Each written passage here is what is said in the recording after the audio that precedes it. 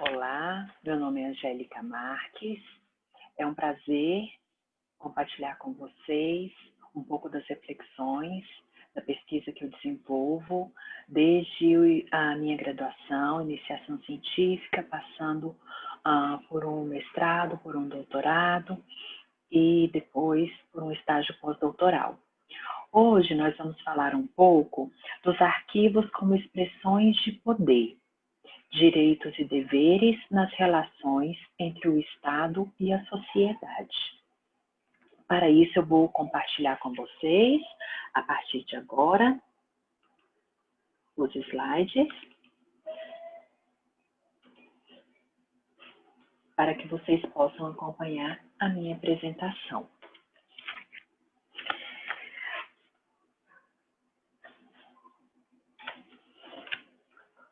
O estudo da trajetória histórica das práticas e do pensamento arquivístico internacionais nos remete ao campo dos acontecimentos discursivos proposto por Michel Foucault, no qual destaca duas perspectivas complementares, da arqueologia do saber e das relações de poder. Ao recorrer a Platão, o autor vislumbra a verdade do discurso naquilo que ele diz. Considera que as grandes mutações científicas também podem ser decorrentes de novas formas de saber a verdade, apoiando-se num suporte institucional e num poder de coerção. Para ele, o discurso está na ordem das leis, isto é, no funcionamento das instituições. Ele chama atenção para a identificação dos relacionamentos que caracterizam a prática discursiva, suas formações e deformações, aparecimento e dissolução no que ele chama de pluralidade emaranhada, ao mesmo tempo superposta e lacunar dos objetos, desapegada da análise linguística da significação e mais voltada para as relações entre saber e poder. Foucault analisa também as regras de formação dos objetos de discurso, ou seja, o seu regime de existência, cujas delimitações contemplam a demarcação das superfícies da sua emergência, as conjunturas que variam de acordo com as diferentes sociedades, épocas e formas de discurso, a descrição das instâncias de sua delimitação e a análise das grades de especificação, dos sistemas de separação, oposição, associação, reagrupamento, classificação e derivação.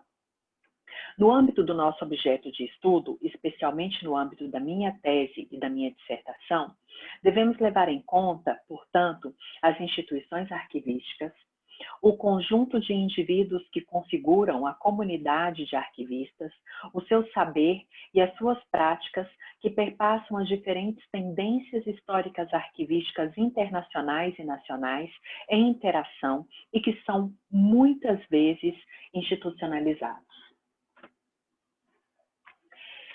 Esta comunicação apresenta as características e os marcos das práticas do pensamento arquivístico internacionais por período, desde a antiguidade até a contemporaneidade, numa abordagem qualitativa, exploratória e descritiva quanto aos seus objetivos, realiza uma pesquisa bibliográfica na literatura arquivística, especialmente naquela internacional.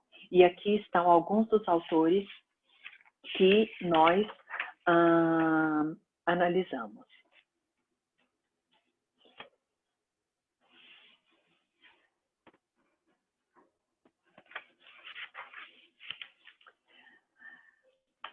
A nossa investigação epistemológica do campo dos saberes arquivísticos apoiou-se em um estudo histórico que nos remeteu à antiguidade, época em que os museus, as bibliotecas e os arquivos foram concebidos como lugares sagrados, destinados à guarda da memória. Já existiam grandes volumes de documentos registrados em argila e papiro, e os arquivos, objeto de estudo da disciplina, que se delinearia a partir do século XVI, eram perpassados por relações de poder desde a antiguidade. O reconhecimento do valor informativo dos documentos e as preocupações com a sua publicidade e com a manutenção dos documentos públicos, sua preservação e seu acesso já caracterizavam esse período. Na Idade Média, existiam preocupações com a exaustividade nos diversos campos do conhecimento e as compilações de obras por assuntos específicos eram comuns. Ainda que arquivos e bibliotecas ainda fossem confundidos, foram concebidos arquivos centrais para os depósitos governamentais. O papel dos arquivos foi revitalizado para além da sua perspectiva jurídico-patrimonial, levando-se em conta seus valores políticos e administrativos. O período seguinte, do século XVI, foi marcado pelo Renascimento e Humanismo, com uma grande produção artística e cultural.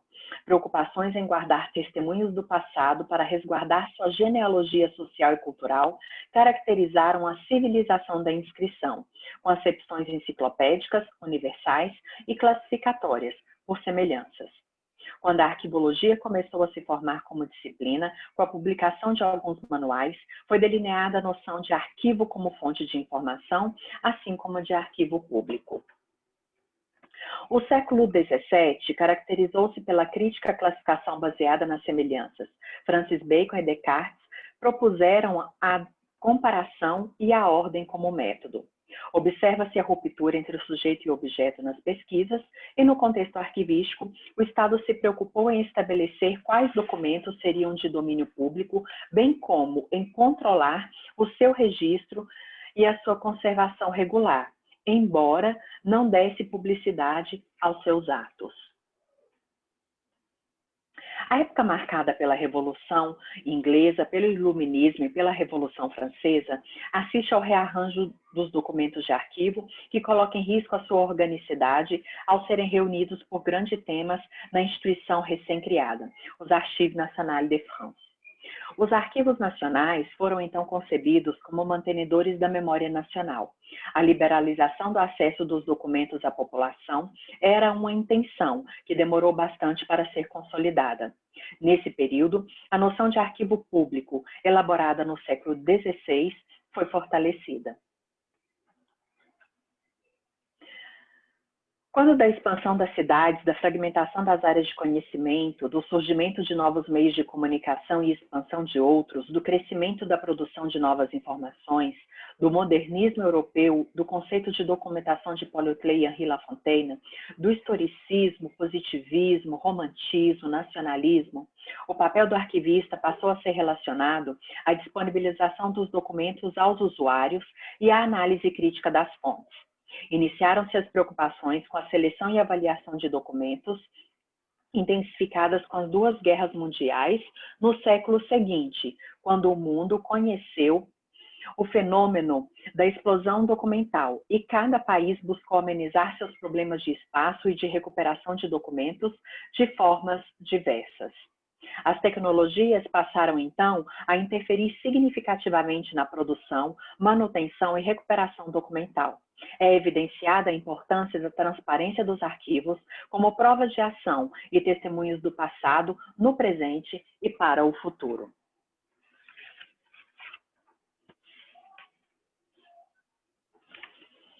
A arqueologia dos saberes arquivísticos, composta de práticas, princípios, conceitos, métodos e técnicas ao longo de sua trajetória histórica, é atravessada por relações de poder que, por sua vez, são configuradas em políticas. Os documentos de arquivo hoje são elaborados mediante a combinação das suas tradições com os desafios das novas configurações de suportes, formatos, estruturas organizacionais, relações sociais, etc. Os desafios relacionados à disponibilização de dados e informações, especialmente em acesso aberto, e a sua reutilização, alcançam esses documentos, outrora tradicionais e agora massivamente digitais. A exemplo de planos de ação mais abrangentes, como aqueles das Nações Unidas, a gestão desses documentos deve pautar-se nos pressupostos da sustentabilidade, dignidade, justiça, ética e responsabilidade social, além, evidentemente, dos princípios e conceitos basilares da arquivologia. Nesse contexto, a gestão de documentos contempla estratégias para a adequada captura, organização, preservação, difusão e acesso físico, legal e intelectual aos documentos. A sua disponibilização às demandas dos usuários deve, assim, promover a reutilização de informações em seus múltiplos potenciais, sociais, legais, econômicos, políticos, etc. No campo da informação, assim por nós entendido, no âmbito da nossa pesquisa, formam-se laços de jurisdição dentro do que Abbott nos inspira, de profissões que têm por objeto o tratamento de documentos e informações e as disciplinas científicas a eles correspondentes, bem como princípios, conceitos, métodos e técnicas dessas disciplinas, tendo em vista a gestão do conhecimento, o acesso inclusivo, plural e equitativo.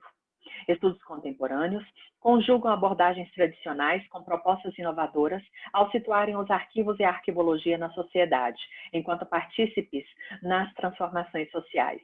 Esses estudos convergem para uma perspectiva lógica e intelectual, e não meramente física, dos conceitos fundadores, dos princípios e das práticas arquivísticas, tendo em vista a integridade dos conjuntos documentais, a preservação da sua organicidade, dos seus contextos de produção, organização e reusos, a gestão responsável de dados, informações, documentos, arquivamento e conhecimento. Entre os aspectos das políticas estatais, administrativos, jurídicos, científicos, culturais e tecnológicos, destacados pelo professor José Maria Jardim, a legislação sobre arquivos que se encontram entre o Estado, suas instituições e o cidadão, evidencia-se como uma estratégia de legitimação do Estado. No Brasil, temos o exemplo da legislação brasileira arquivística, cujo marco inicial foi a Lei 8.159, de 21 de janeiro de 91, e depois, 20 anos depois, a Lei 2.527, de 11 de novembro de 2001, conhecida como LAI, Lei de Acesso à Informação.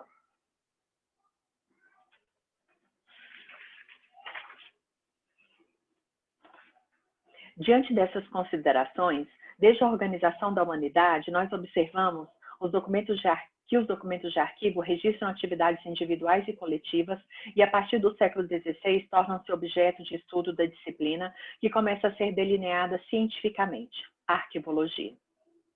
As competências dos arquivistas do Estado foram sendo redefinidas ao longo da história, de acordo com a conjugação dos interesses do Estado, de suas instituições e dos cidadãos, a partir de observações empíricas que culminaram em estudos e reflexões que direcionariam sua atuação perante os documentos analógicos e depois híbridos e digitais em perspectivas físicas e ou lógicas. A complexa gestão dos documentos contemporâneos deve garantir o acesso à informação de acordo com pressupostos internacionais de sustentabilidade, dignidade, justiça, ética e responsabilidade social. Entre a digitalização dos arquivos e a desmaterialização dos processos, o arquivista deve estar atento aos avanços das técnicas e das tecnologias, ao seu papel na conscientização da comunicação, do acesso e da publicidade dos documentos e seus metadados, como elementos valiosos para a identidade, a memória e o direito à informação.